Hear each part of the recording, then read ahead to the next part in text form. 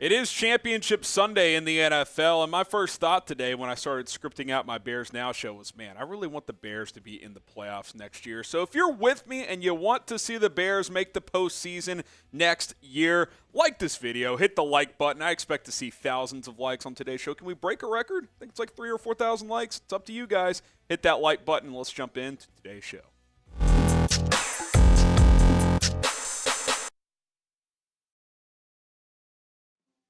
Welcome into Chicago Bears Now. I am your host, Harrison Graham. Happy Sunday, everyone. Hopefully we get a couple of good games here today. Got the NFC coming up at 2 Central, then AFC at 5:30. But you guys are here to listen to me talk about the Bears, so let's get you caught up on the latest. And yes, we're going to talk about it. The Warren Sapp trade rumor, definitely not a report, just because Sapp said it doesn't make it a report. But Warren Sapp hopped on a podcast and said, hey, I think the Bears are going to trade Justin Fields based on what I've been hearing. So here's what Sapp had to say on the Boone Podcast. What I'm hearing out of Chicago is that they're fixing to package him, trade him for some other pieces, and then go with the Bryce kid from Alabama. Listen, I'll eat crow if I'm proven wrong, and I will personally reach out to Warren Sapp if I end up being wrong on this. But Warren Sapp doesn't know anything. I'm sorry. He does not know anything when it comes to who is and isn't going to get traded and this and that. And look, it's rumor season. Stuff's going to be flying around. We're going to talk about all the hot topics here on today's show. And look, that doesn't mean it's impossible Fields could get traded, but I don't think Warren Sapp saying it on a podcast is going to have me believe, well, Warren Sapp said it. It must be true. He also said this as well. He said there's smoke everywhere talking about them trading Justin Fields and going after Bryce. Here's the thing.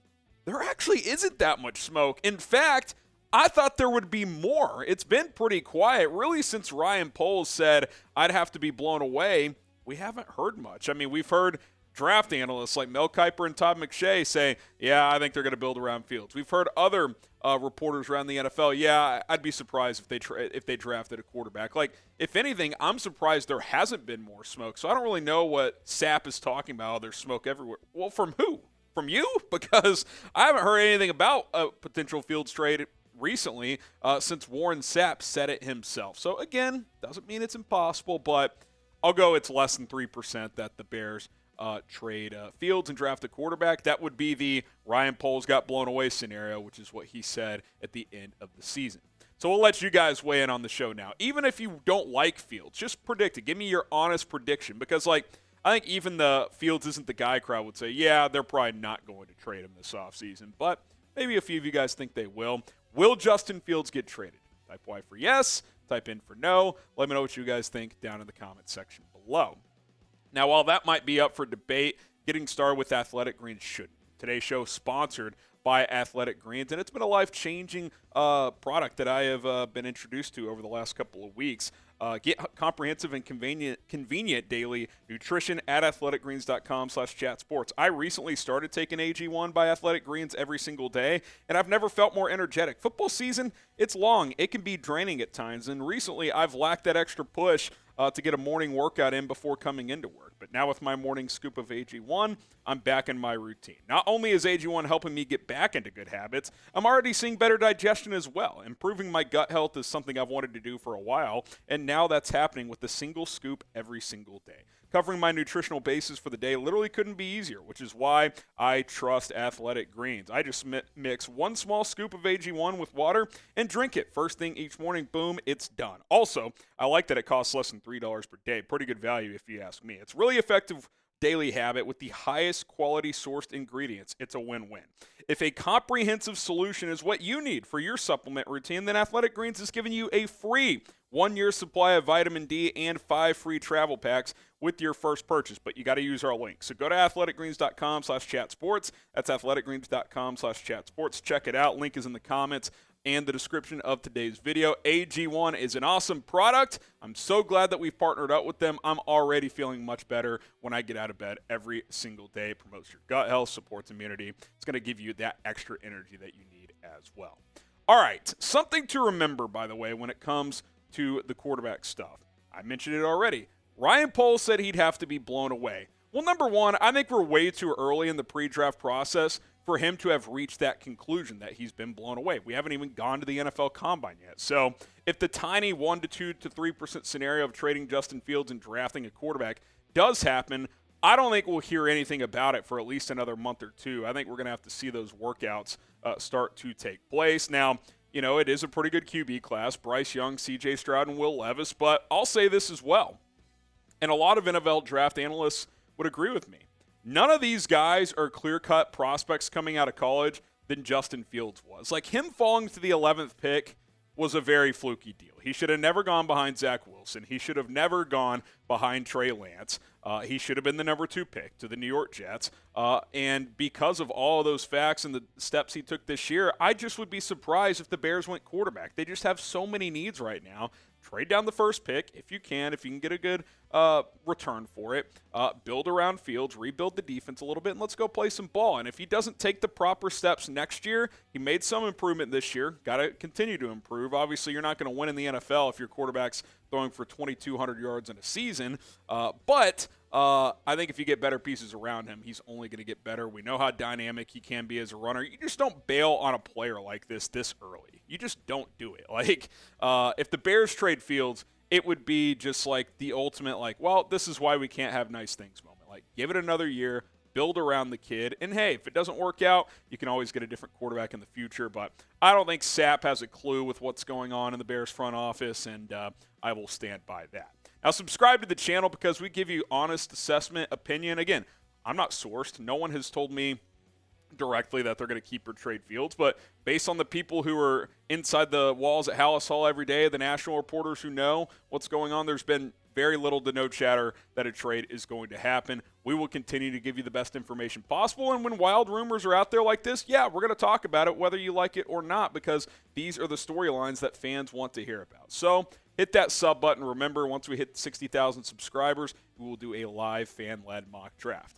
All right, how about this? How about the idea of hiring Steve Wilks? So Steve Wilks didn't land the Panthers head coaching job. He was their interim after they fired Matt Rule, went 6-6, but they opted to hire Frank Reich, and here are the Bears still hanging out, needing a defensive backs coach after James Rowe left to go be a defensive coordinator in college football. Now, let me just first say this. Steve Wilks is better than getting a defensive backs job. He should be a head coach. I think he deserves a real chance to be a head coach. He got screwed in Arizona, went one and done, and they fired him for Cliff Kingsbury. He takes a broken Carolina team to 6-6 and almost sneaks into the playoffs. I thought he earned that opportunity, and didn't get it. And there's a lot of defensive coordinator jobs still out there, so he deserves better than a defensive backs coach. But sometimes it's not about what you deserve. They're good. That I wouldn't rule out a possibility of this happening. Now, Eric Derwatcher also made this good point as well, because the Bears had requested interviews with Chris Harris and Jerry Gray, but they've accepted jobs elsewhere, so they still need that secondary coach.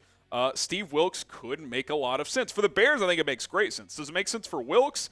I mean, if I'm Wilks, I'm still hoping for another head coaching job or a defensive coordinator opportunity, but here's what I would propose if I was Matt Eberflus and his staff.